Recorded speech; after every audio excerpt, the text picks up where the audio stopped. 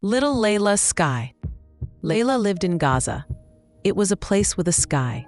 Sometimes the sky was blue. Sometimes the sky was gray. Sometimes the sky was angry.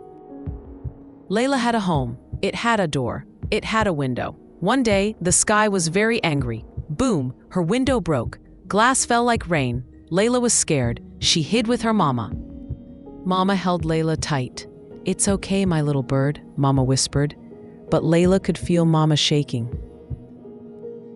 Layla missed her toys. She missed her garden. She missed playing outside.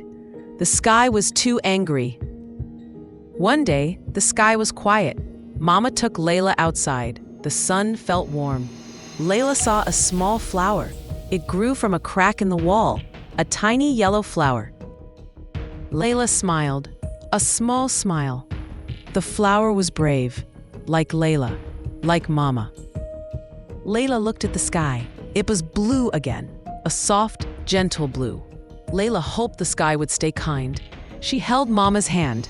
They walked together, towards the little yellow flower.